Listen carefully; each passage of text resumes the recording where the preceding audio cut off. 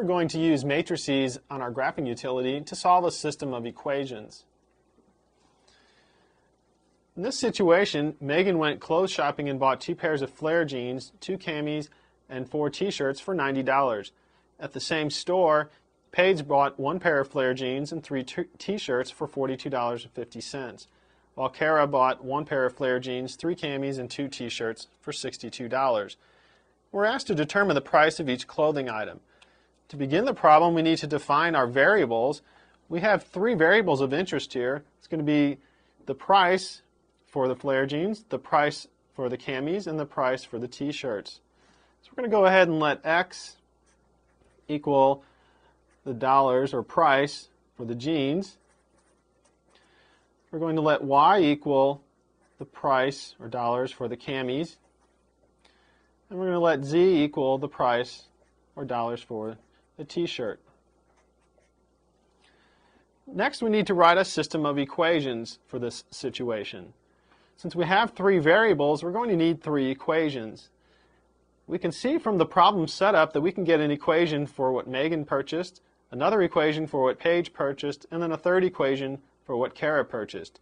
Each one of those deals with a total amount of money. So we're going to make a little note here for Megan, Paige, and Kara. We know that Megan bought 2 pairs of flare jeans, so she spent $2 on flare jeans, plus she bought 2 camis, so she spent $2 on camis, plus she bought 4 t-shirts, so she spent $4 on t-shirts, for a total of $90. Paige bought 1 pair of flare jeans, so she spent X dollars on jeans, plus she bought 3 t-shirts, so that's plus $3 and for a total of $42.50. Kara bought 1 pair of flare jeans, so she spent X dollars on jeans. She bought 3 camis, so she spent $3Y on camis, and 2 t-shirts, so she spent plus $2Z on t-shirts, for a total of $62.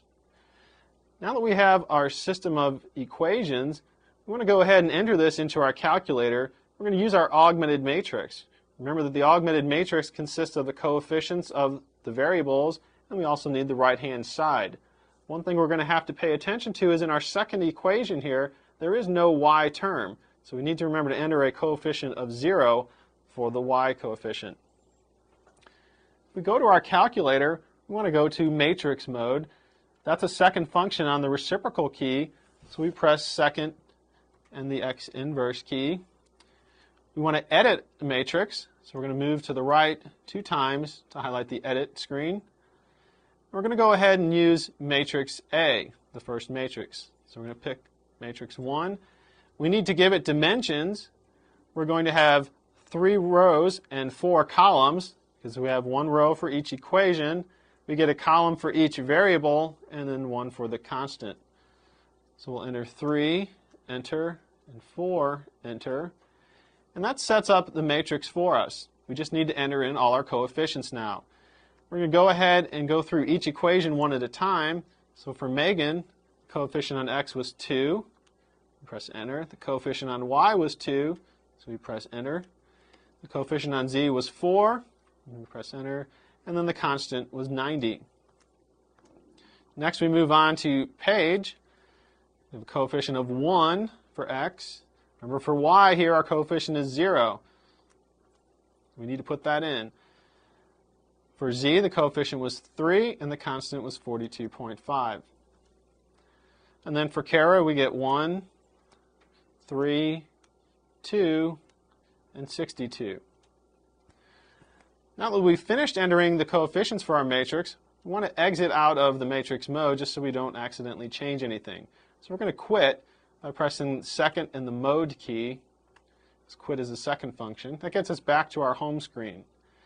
Now we're going to go back to matrix mode. So we hit second and matrix, which is the reciprocal key. And we're going to move over to math. That's the second option. We would like to get our matrix into reduced row echelon form. That way we can just read off the answer. So we'll scroll down until we find RREF, that stands for Reduced Row Echelon Form. Hit enter, and now it's asking us for the matrix that we want to reduce. So we go back into matrix. The first entry here says names, so we're going to pick matrix number 1. That's the matrix we put our coefficients in. Close our parentheses and hit enter. Now we can see from our matrix that x is equal to 24.5, y is equal to 8.5, and z is equal to 6. So coming back to our system, we can see that each pair of the flare genes cost $24.50. Each cami will cost $8.50. And each t-shirt will cost $6. And so we found the price for jeans, for the camis, and for the t-shirts.